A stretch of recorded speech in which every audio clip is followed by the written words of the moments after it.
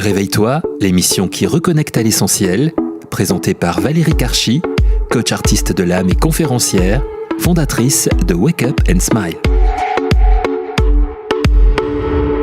Mes très chers auditeurs, bonjour, ravi de vous retrouver pour cette nouvelle émission Réveille-toi qui éveille et réveille des dimensions encore insoupçonnées en vous et reconnecte à votre essentiel. Aujourd'hui, je suis enchantée d'accueillir un homme qui a découvert l'astrologie et la spiritualité au cours d'un voyage initiatique au Maroc à l'âge de 21 ans. Mais à l'époque, sa passion était plutôt la musique. Ainsi, des rythmes de batterie au rythme planétaire, il a su mettre à profit son sens de la mesure et du temps. Écrivain, professeur d'astrologie, astropsychologue et spiritualiste, il vient nous présenter son ouvrage « Il est temps que l'on s'aime ». Bienvenue Patrick Biani. Merci de m'accueillir, Valérie. Avec grand plaisir Patrick, comment allez-vous? Je vais très bien. Génial. C'est une pleine lune, donc les pleines lunes, généralement, il faut se montrer, alors je me montre. Voilà. Exactement. On est en bon aspect aujourd'hui, effectivement, nous sommes le 30 novembre, nous enregistrons cette émission avec Patrick, et donc c'est une pleine lune. Alors une pleine lune en quoi aujourd'hui, Patrick? Une pleine lune dans l'axe Sagittaire-Gémeaux, donc très tendue, très speed, mais très intéressante. Bon, voilà. Parfait. On va faire une belle émission alors aujourd'hui.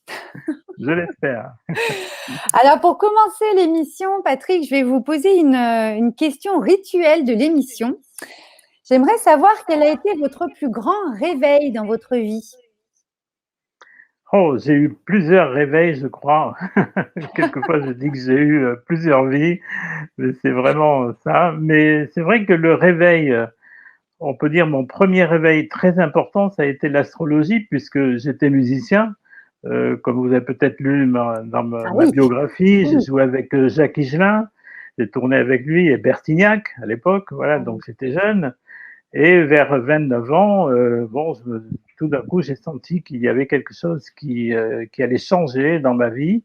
Je sentais que la musique, bien sûr, n'était plus autant importante pour moi parce que je sentais un appel vraiment de qu'est-ce que c'est que ma mission de vie, mon chemin de vie, quoi. Hein. Et là, effectivement, il y a quelque chose qui est venu du ciel, très probablement. L'astrologie m'est tombée sur la tête, on peut le dire. Il y a eu une amie de ma sœur qui avait des livres d'astrologie et qui lui avait dressé son thème. Et elle avait fait que recopier certains passages d'un grand astrologue qui s'appelle André Barbeau. Mais ça m'a interpellé. Je me suis dit, mon Dieu, mais vraiment, c'est très parlant, alors elle ne la connaît pas vraiment.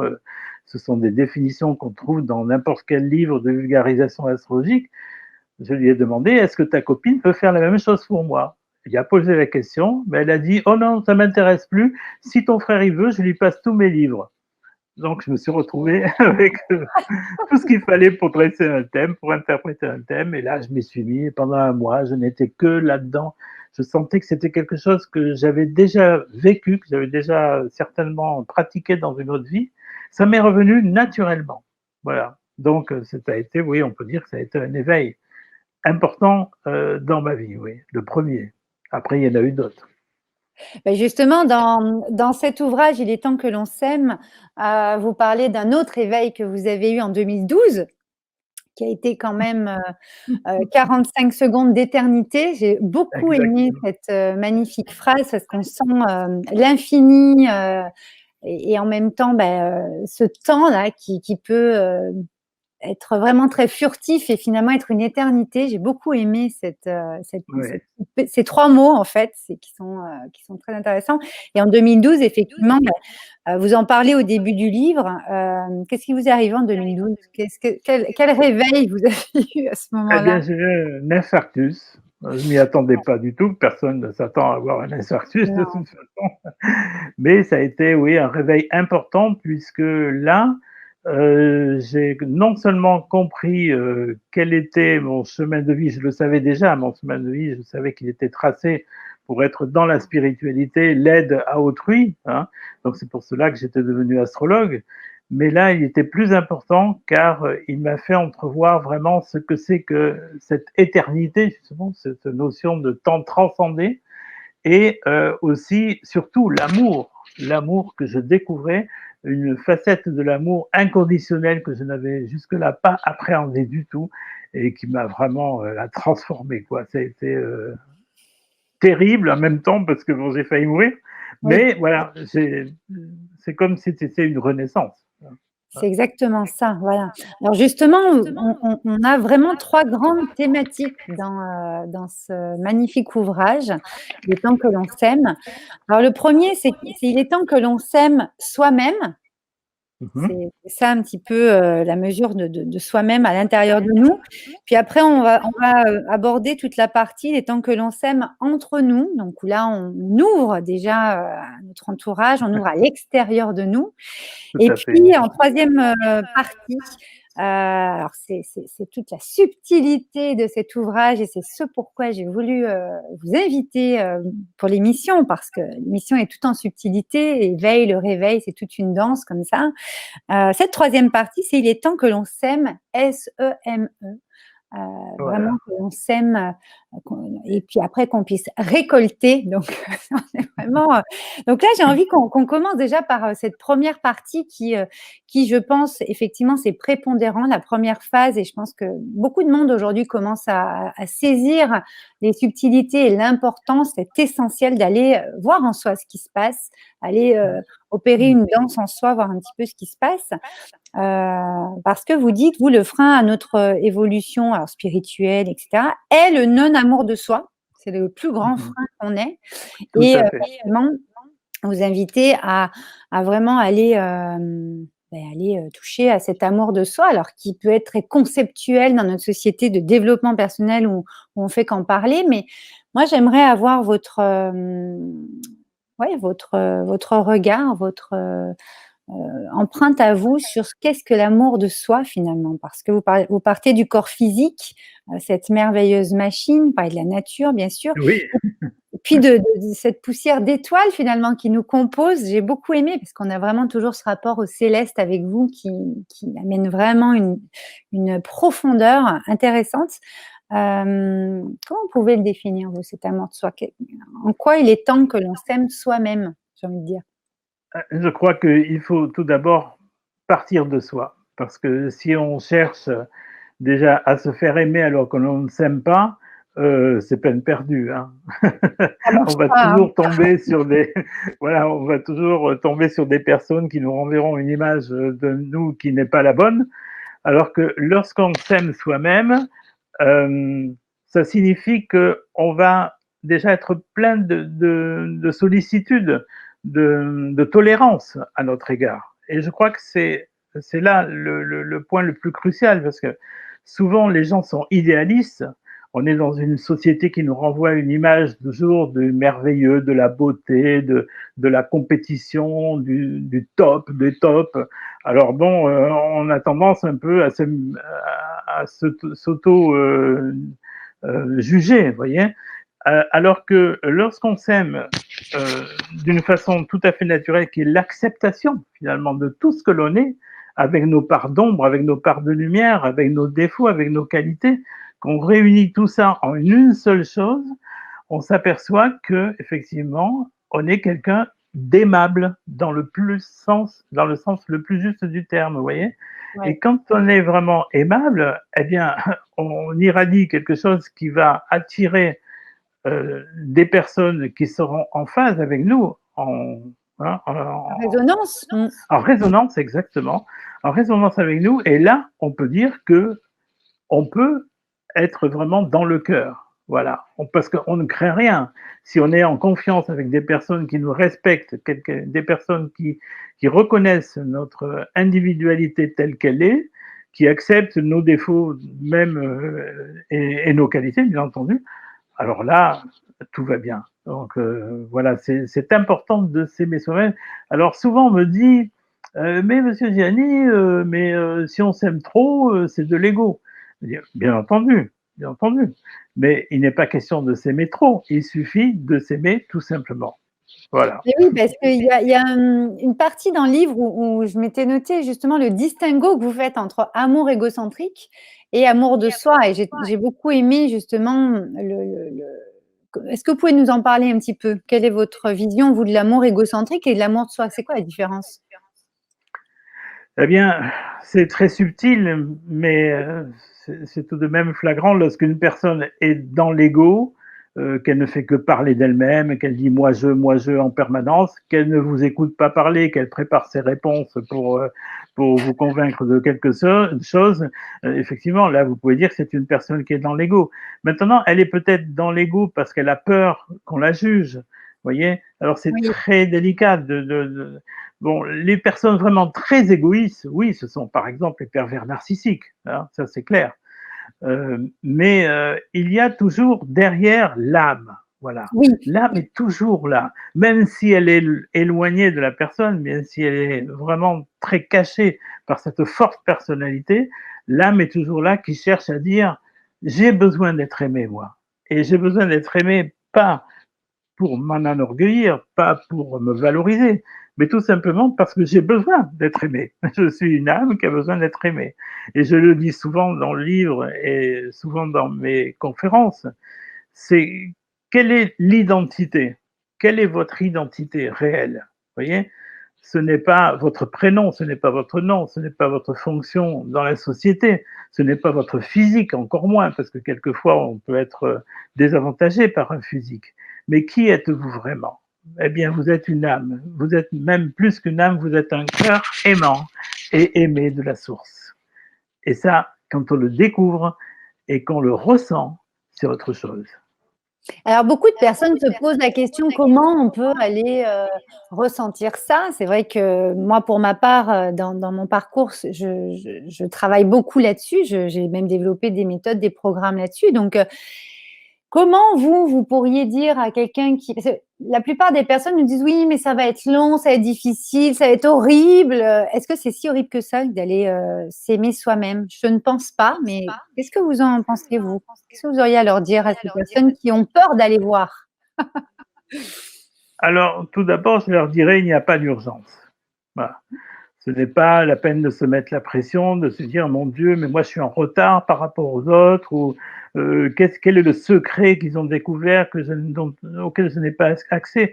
Non, non, laissez tout simplement faire les choses. Laissez le temps travailler pour vous. Dites-vous bien que l'éveil ce n'est pas d'une seconde à une autre comme ça. On a plusieurs éveils dans la vie et que même l'éveil est quelquefois un peu progressif. Hein. Il a besoin de s'expanser comme ça pour prendre complètement notre intériorité. Donc, pas de pression. Euh, Qu'est-ce qu'on vous demande? Et qu'est-ce que vous vous demandez? Parce que la personne qui doit s'aimer en premier, c'est vous-même. Donc, c'est vraiment ce que vous avez besoin, c'est qu'on reconnaisse qui vous êtes, n'est-ce pas? Donc, le mieux est d'être le plus naturel possible. Voilà. Ne cherchez pas à être différent ou à coller à un personnage que vous avez vu ou quelqu'un que vous admirez. C'est normal d'admirer quelqu'un, on a toujours besoin d'une référence. Mais il ne faut jamais oublier de penser que chacun est différent et chacun est vraiment important. Comme le disait un sage, vous êtes une goutte d'eau dans l'océan, mais vous faites partie de cet océan. Et l'océan lui-même, il aime toutes les petites gouttelettes, les milliards de gouttelettes qui le composent. Effectivement, c'est très beau.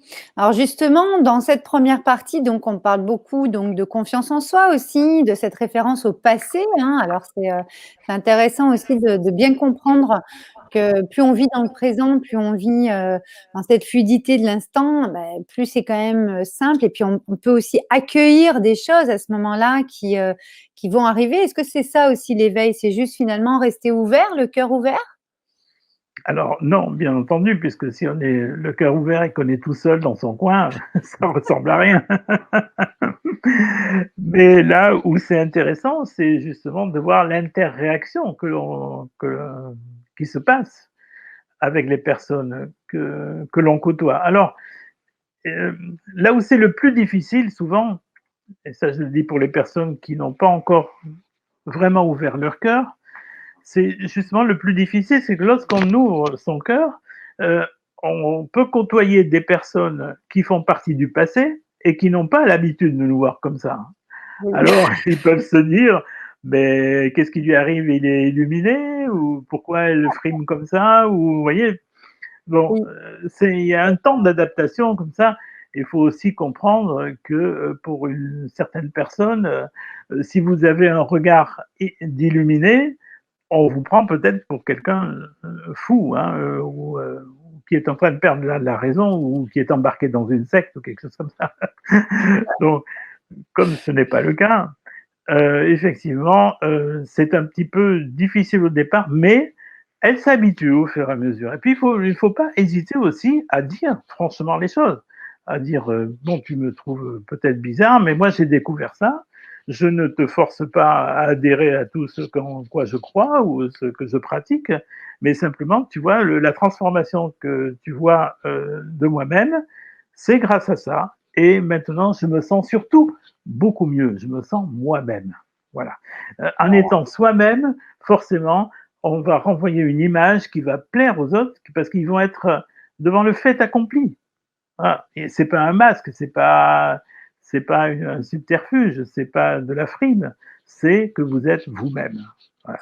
Non, et puis cet amour pour soi-même, finalement, si on va passer à la deuxième partie, ça va faire une très belle transition, mais justement, on peut transmettre cet amour qu'on a enfin touché en soi aux autres, justement, parce que c'est ça tout le chemin et tout le but de s'aimer soi-même, c'est de finalement pouvoir le transmettre encore plus aux autres. Parce que notre Et société oui, dit souvent, oui, mais il ne faut pas être égoïste, on nous le martèle depuis des siècles.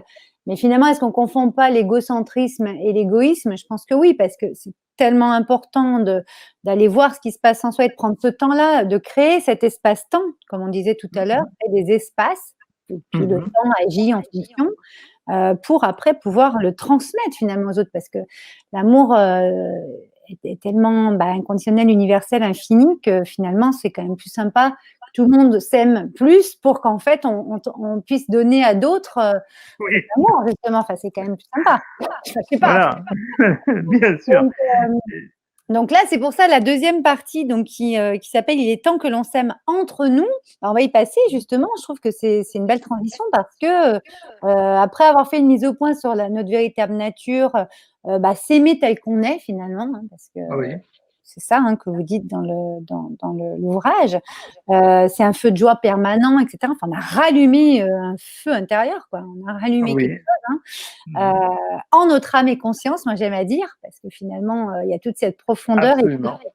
cette expérience de la vie qu'on vient faire incarner, on va en parler aussi. Là, moi, j'ai noté, par exemple, dans cette deuxième partie, c'est tellement riche, je vous invite vraiment à commander le livre parce que c'est d'une richesse infinie. Mais ce que j'ai noté, moi, c'était que l'être humain n'est pas fait pour vivre seul, donc ça, c'est clair et net. Et Oui, vous dites que clair. nos sociétés, les dirigeants, en fait, font en sorte de diviser, alors peut-être pour mieux régner, ça on ne sait pas, mais en tout cas divisent. Et puis là, Oui, on est en train de vivre aujourd'hui, on va pouvoir en parler aussi, faire le parallèle, mais on est en train de vivre quand même une période historique de basculement important vers ce nouveau monde. Et donc, ils isolent un peu les gens, et donc cette nouvelle conscience ramène progressivement les êtres humains à leur vraie nature, qui est de partager, vous dites dans votre livre. Et effectivement, plus que jamais, il est temps que l'on s'aime entre nous, parce que c'est ça qui va faire que les différents niveaux de conscience et puis l'amour dans tout ça va pouvoir, en fait, vous dites, on va pouvoir contaminer notre entourage. Oui, parce oui. ça va plus être la contamination d'un virus, Le virus de l'amour. Covid, collectif qui est vide, mais plutôt de l'amour vraiment plein et vraiment parfait. Qu'est-ce que vous avez à nous dire sur cette deuxième partie? Parce que moi, ce que j'ai aimé, c'est que quand même, on parle là de niveau de conscience, on parle d'évolution de conscience pour le coup, le fait de s'aimer soi-même, de faire Oui, le chemin dans cette première partie en s'aimant soi-même. Moi, soi-même, maintenant, j'ai écrit M''AIME. C'est vraiment s'aimer soi-même, oui. amour. Et qu'est-ce qu'il en est là, par exemple, au niveau de l'évolution des consciences, au niveau de cette, évolution tout court? Parce que là, comme je disais, on vit quand même une période spécifique qui vient nous amener un immense message, quoi. C'est vraiment, positif, quoi, hein. Je ne croyais pas si bien dire en écrivant ce livre, parce Ah bah, que je parle de contamination, mais là, c'est la contamination à l'envers. Alors, hein, après avoir connu le virus qui nous divise tous, qui nous éloigne tous, qui nous isole, bon, on ne sait pas exactement qu'est-ce qu'il en est, on le saura dans plusieurs années avec du recul. Mais en tout cas, c'est une expérience très douloureuse et en même temps ô combien enrichissante, ouais, puisque on s'aperçoit, chacun s'aperçoit à son modeste niveau, hein, à tous les bien sûr. niveaux, que finalement, on n'est pas fait pour vivre seul, effectivement. Dans une société où on nous a mis sans arrêt, vous pouvez avoir du plaisir sans compter sur les autres, vous pouvez être célibataire et avoir tout ce que vous voulez, tous les objets du monde, toutes les belles bagnoles, tout le confort, etc. Hein. Et puis là, on se trouve dans un confinement où finalement on est isolé, on est obligé d'être finalement attentif à ce que l'on est, à ce que l'on pense aussi. Hein. Donc il y a des prises de conscience qui se font, qui sont extraordinairement fortes, quelquefois trop fortes pour certains, puisqu'il y a beaucoup de dépression, beaucoup de burn-out. Mais en tout cas, la remise en question est profonde et elle nous dit mais oui, mais en fait, j'ai besoin d'être aimé, j'ai besoin d'aimer, j'ai besoin aussi de nature. On le voit, il y a énormément de gens qui ont compris, qui vont maintenant habiter à la campagne, parce que Enfin, c'est hein, dans des boîtes, avec des tiroirs. Hein. J'ai une amie qui dit souvent, les appartements dans les immeubles, c'est comme les tiroirs dans une commode. C'est un peu ça, hein. Bon. oui, c'est vrai. Et non, c'est pas une vie, ça. C'est pas une vie. La vraie vie, celle que l'on souhaite, effectivement, c'est vraiment avoir une vie aimante et aimée, et surtout dans un cadre qui nous sécurise et qui nous enchante en même temps. Beaucoup de gens ont découvert la nature pendant ce confinement, par exemple. Hein. Bah, nous Surtout, sommes la surtout le nature, donc premier. c'est quand même important d'être à son contact. C'est même Voilà, primordial. C'est voilà. très, Et puis surtout, bien évidemment, le contact avec les gens que l'on aime. Alors, tant mieux, parce qu'on retrouve les valeurs familiales. Hein. Les personnes qui étaient en couple et qui ne s'entendaient pas, eh bien, c'est râpé. Comme ça, c'est réglé. Pluton est là, c'est une planète extraordinaire, elle est très exigeante, elle nous demande de l'authenticité dans nos rapports, elle demande la vérité, elle demande qu'on soit vraiment authentique. Donc, comment on peut être authentique avec une personne avec laquelle on ne s'entend pas? Eh bien, comme ça, voilà. Il est là pour, on l'appelle aussi le grand grand justicier, hein, Pluton, justifié. c'est Mais pas oui, pour rien. bien sûr. Donc voilà, il y a une affaire comme ça qui est que les choses, finalement, c'est une sorte de purification que l'on vit, hein, au niveau individuel et au niveau planétaire aussi. Donc là, les gens se redécouvrent et redécouvrent aussi leurs sentiments et se disent j'ai besoin effectivement d'être dans une relation authentique. Et si elle ne l'est pas, eh bien on va parler, on va se redécouvrir, on va se remettre en question, quitte à aller vraiment chercher les ombres de l'un et de l'autre, les mettre à plat et puis en faire quelque chose. Hein, et puis surtout s'accepter, voilà, tel que l'on est, parce qu'on a besoin les uns des autres. On ne peut pas avoir une vie individuellement séparée, coupée des autres. C'est impossible. Impossible. Et là, on est effectivement dans le rapport du cœur qui a besoin des autres cœurs. Et quand on est dans cette recherche d'amour et dans cette dispensation aussi du cœur, on s'aperçoit finalement qu'on n'est pas séparés du tout. C'est-à-dire que cette notion d'amour individuellement, elle n'existe pas en fait. On fait partie d'un grand tout immense qui est ce qu'on peut appeler l'univers, qu'on peut appeler Dieu, qu'on peut appeler la vie, qu'importe le nom qu'on lui donne, mais on fait partie de ce grand océan. On est finalement bien quand on l'accepte, quand on l'accepte vraiment profondément, on redevient humble et on redevient ce qu'on doit être, c'est-à-dire ce fameux cœur aimant qui a besoin d'être aimé. Voilà, et aimer de la source, surtout, aimer de cette totalité de la vie. Et ça, c'est merveilleux. Ça, c'est merveilleux. Exactement. Alors, c'est vrai que je vais parcourir deux, trois choses avant de passer à notre troisième partie, hein, de semer, de s'aimer et de semer. C'est vrai que dans la deuxième partie, vous parlez des semailles, hein, comme le laboureur, où il faut vraiment aller préparer sa terre finalement pour après semer. Ce qu'on a besoin. Donc, c'est vrai que tout ce qui est colère, comparaison, impatience, etc., il y a différents points comme ça qui sont abordés. Donc, je vous invite vraiment à aller les découvrir, mes très chers auditeurs. Ça, je vous mettrai le lien en descriptif de ce merveilleux livre. Il est temps que l'on s'aime de Patrick Gianni. Là, dans cette deuxième partie, vraiment, on va aller donc vers le fait qu'il est temps que l'on s'aime autour de nous, c'est-à-dire semer, hein, vraiment faire des semis, aller planter des graines d'amour, hein, pour demain. Et c'est Voilà. vrai que vous, avec votre vision d'astro-psychologue, d'enseignant en astrologie, enfin, moi, je suis fascinée par l'astrologie. Je commence juste, moi, hein, j'apprends ce magnifique langage des mers.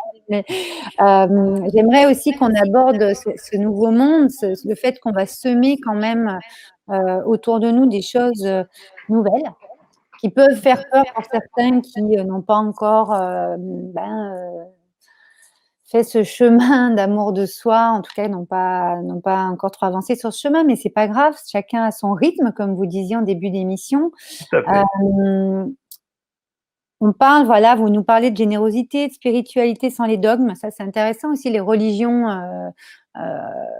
qui vont vers une spiritualité sans dogme. J'ai beaucoup aimé aussi ça parce qu'on sent Oui. la dualité de cette ère du poisson, hein, on passe à l'ère du Verseau, qui est vraiment en train une grosse bascule qui s'opère, on pourrait peut-être en parler. On bascule, oui. Voilà. Et c'est vrai que le mot spiritualité, déjà, parfois, faire peur, en fait. Hein. Certaines personnes pensent que ça y est, on est dans des sectes où on est... Qu'est-ce que vous pourriez dire là-dessus? Parce que vous parlez de la spiritualité sans dogme. Moi, j'aimerais bien que vous nous ameniez votre éclairage là-dessus. C'est intéressant, je trouve.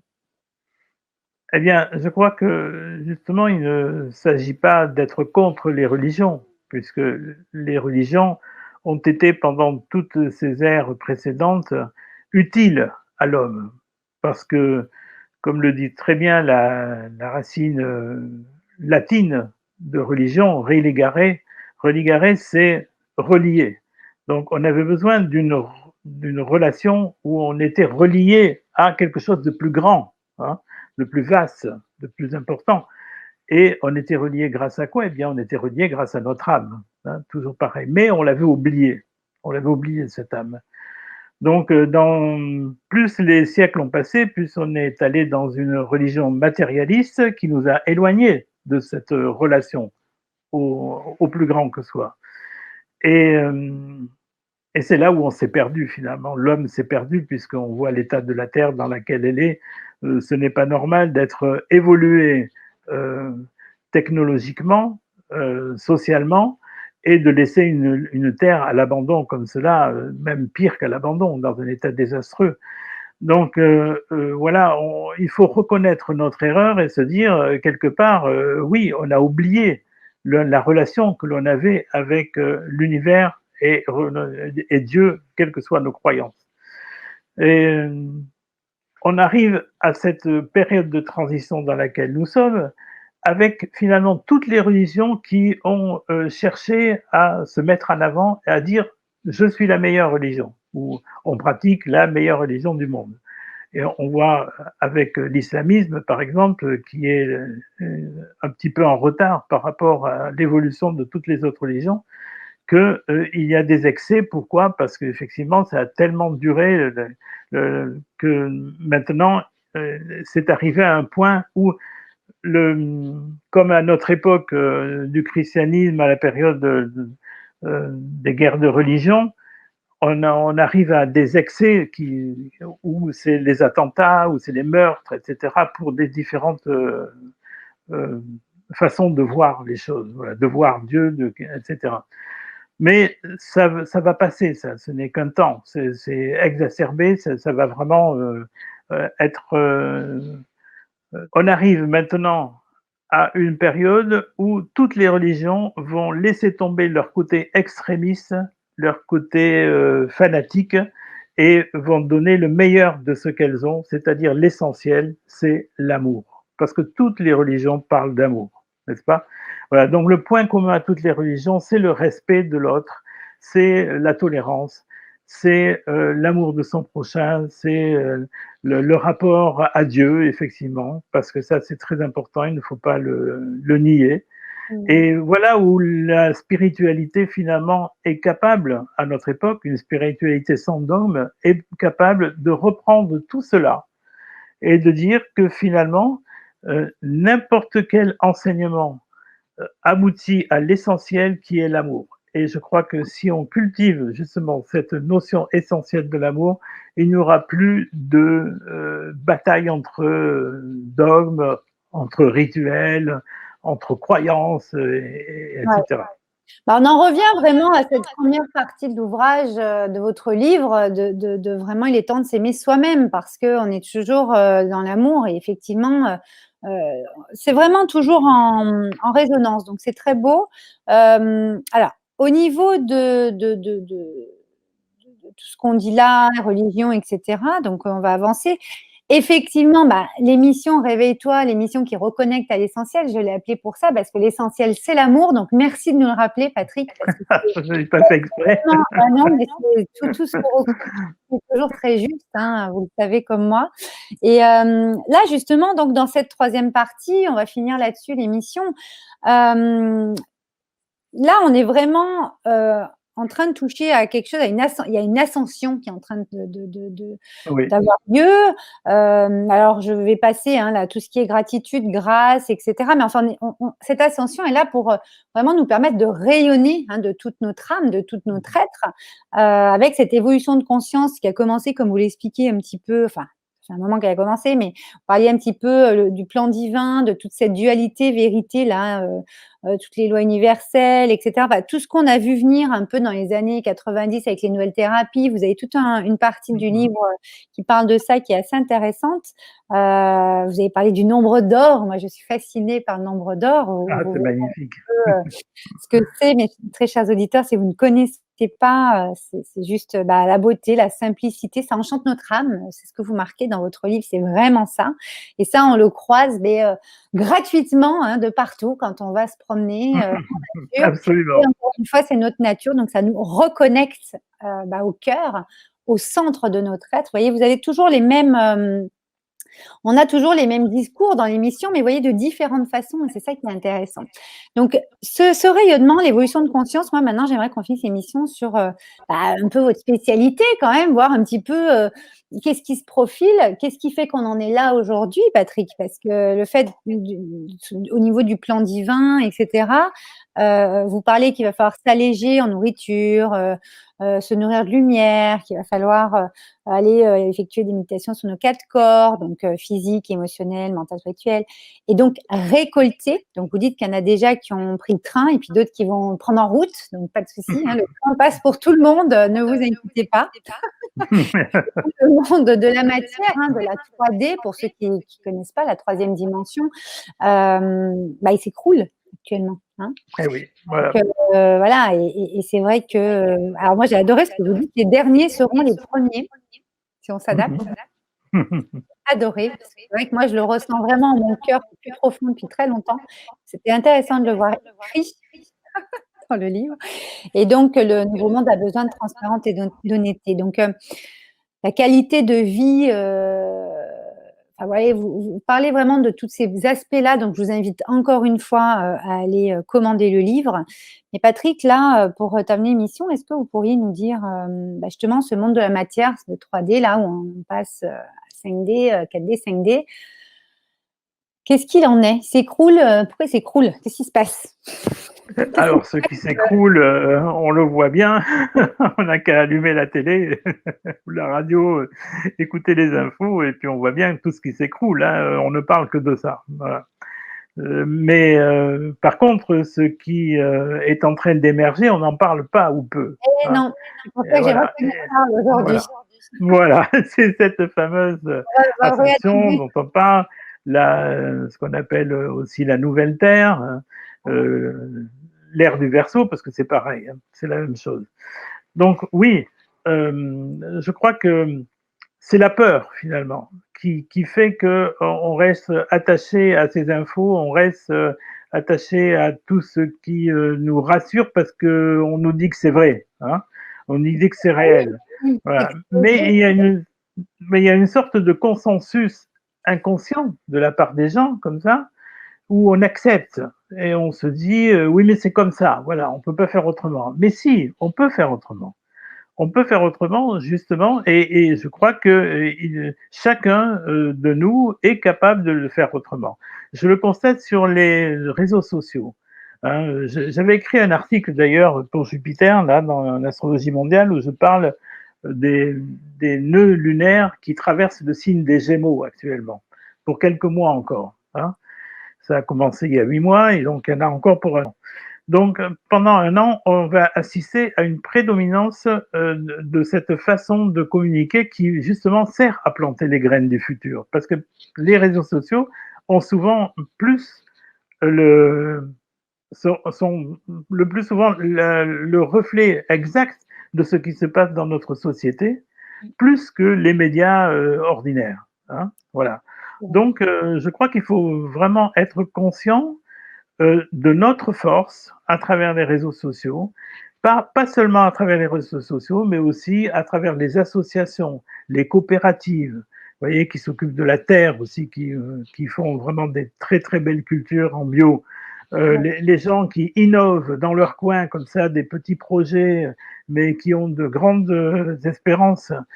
Tous les gens qui, pendant le confinement, ont répété des spectacles, des chansons, ont créé des choses qui ne sont pas encore sorties.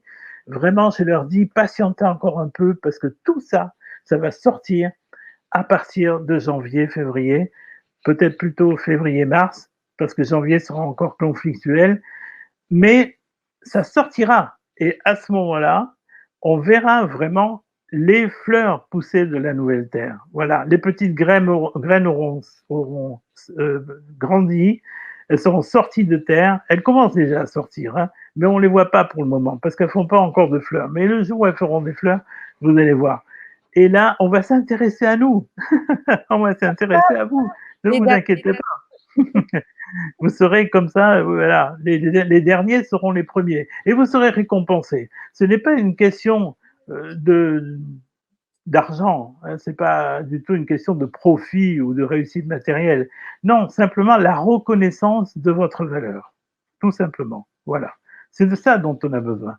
On a besoin d'être aimé. Pourquoi? Pour qu'on reconnaisse nos valeurs. Notre valeur, c'est tout. On n'a pas besoin de milliers de dollars ou de milliers d'euros pour vivre. Non, on a besoin de vivre décemment, hein, avec respect, bien sûr, avec un minimum de moyens pour pouvoir nous déplacer librement. Ça, c'est très important, on le voit actuellement. Voir qui on veut quand on veut, ça, c'est important. Voilà, la liberté, je crois que actuellement,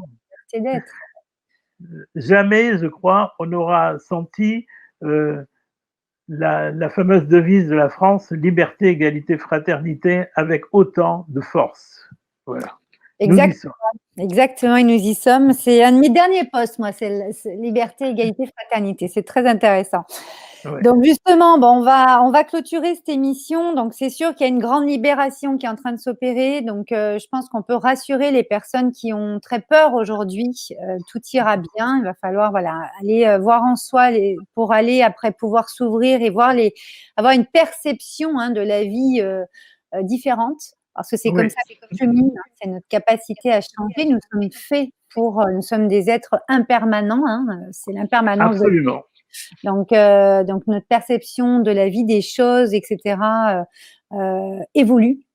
Et nous sommes là pour évoluer. Et effectivement, je voulais vraiment faire cette émission aussi pour rassurer les personnes qui ont très peur. C'est dans l'ordre des choses et je pense que depuis la nuit des temps, depuis des années, on nous dit oui, il faut que ça change, faut que là, ça va changer. On y est. Donc maintenant, ayons la foi et on va y aller avec beaucoup d'amour. Alors, est-ce que vous pourriez nous donner un petit conseil pour finir l'émission, pour garder le sourire, pour garder le smile? Alors, pour garder le smile, eh bien, pensez à Noël qui approche. Parce que, astrologiquement, il va y avoir un événement exceptionnel. J'en ai déjà parlé dans mes podcasts, dans mes conférences et articles. Et c'est le 21 décembre.